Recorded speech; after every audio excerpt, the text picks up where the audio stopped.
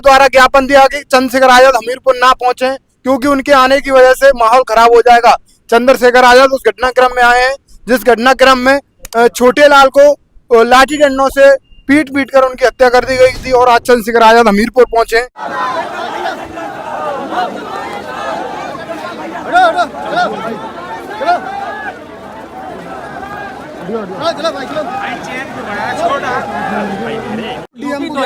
आप माहौल खराब कर सकते हैं।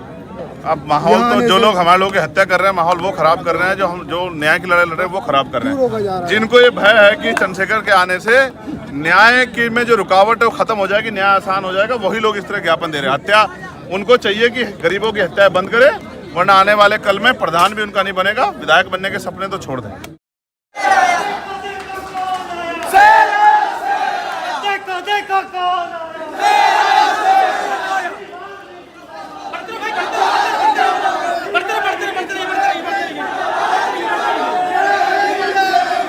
पीटकर हत्या कर दी गई थी।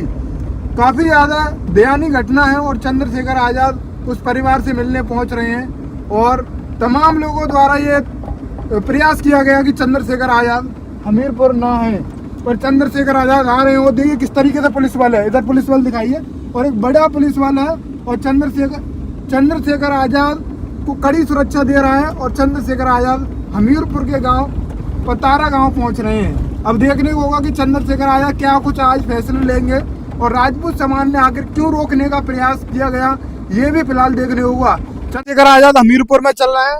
राजपूत समाज के तमाम लोगों द्वारा ज्ञापन दिया कि चंद्रशेखर आजाद हमीरपुर ना पहुंचे क्योंकि उनके आने की वजह से माहौल खराब हो जाएगा।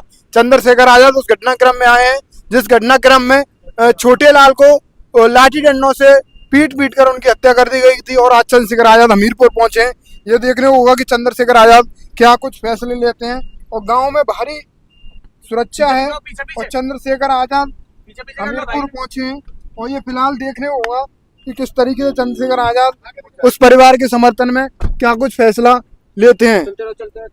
ये देखिए किस तरीके से बड़ा सुरक्षा बल है और चंद्रशेखर आजाद बड़े दल बल के साथ यहाँ पहुंच रहे हैं और जिसकी सीधी तस्वीरें मैं आपको दिखा रहा हूँ। नहीं कह सकता, आपकी तरफ कोई आंख नहीं उठा सकता, आप बिल्कुल मत सोचो।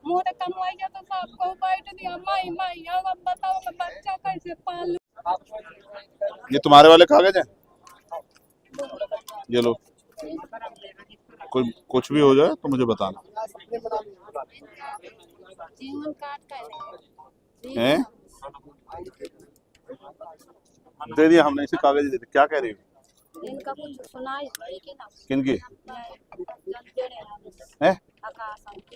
जेल है, सब सजा होगी, सबको सबको सजा होगी, कोई नहीं बचेगा। हम लोग को भी काम करना है।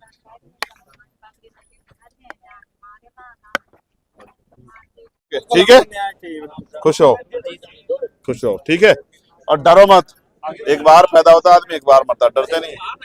ठीक है, तुमसे बाहर बात करेंगे। और उत्तर प्रदेश में सरकार तो कहती है कि कोई भय नहीं है, कोई डर नहीं है, लेकिन ये सच नहीं है। डर भी है, भय भी है, लोगों की जान भी जा रही है। और हत्या करने वाले लोग, यहाँ तो अच्छा है कि तत्काल कुछ लोगों पे कार्रवाई है, कुछ बाकी है, लेकिन सवाल ये है कि जिनके घर से कमाने वाला चला गया उनके परिवारों का क्या होगा। तो ये घटना बहुत दर्दनाक है। मैं छोटे लाल प्रजापति जी को पहले तो अपनी संवेदना उनके परिवार के प्रति प्रकट करता हूं और फिर मैं उनके परिवार को विश्वास दिलाता हूं कि किसी भी तरह का हित जो है उनके परिवार का नहीं होने दिया जाएगा। मैंने यहाँ के अधिकारियों से बात की है, एक अस्थायी चौकी यहाँ बन रही है और उस अस्थायी चौकी पे जो ड्यूटी जो जिन लोगों की लगी है वो परमानेंट होनी चाहिए।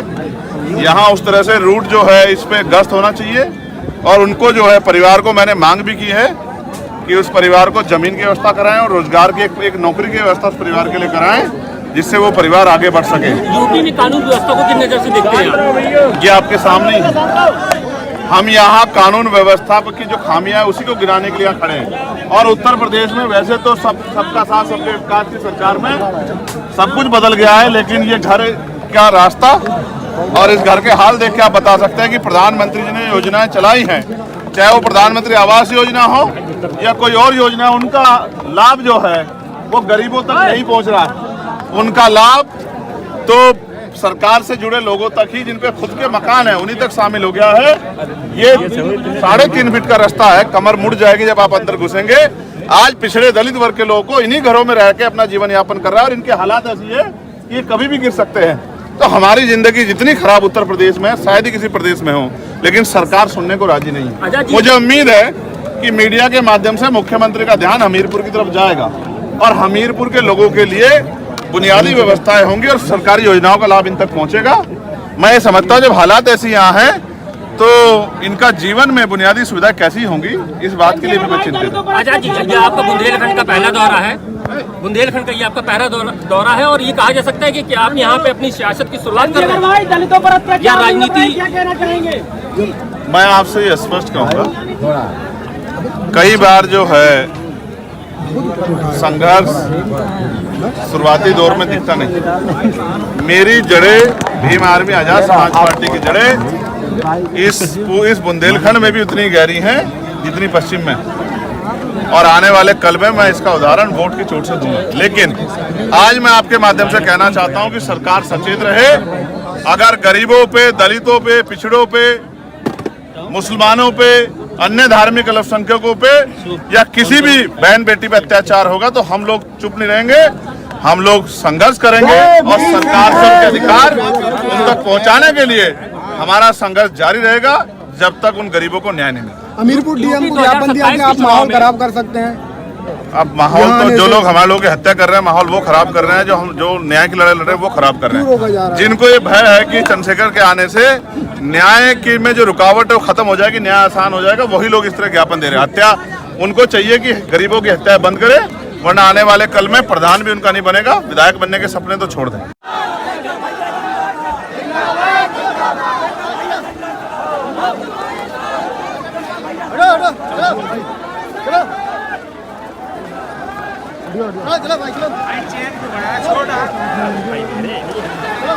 पीछे हो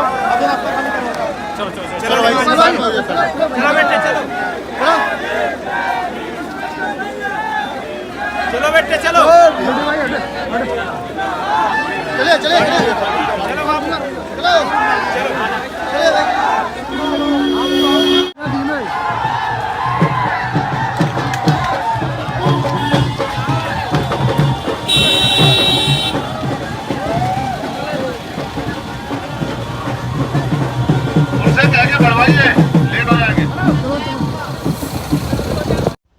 साथियों, जैसा कि आपको पता है, बी मिशन टीवी हमेशा ग्राउंड जीरो की रिपोर्ट आपके बीच रखता है।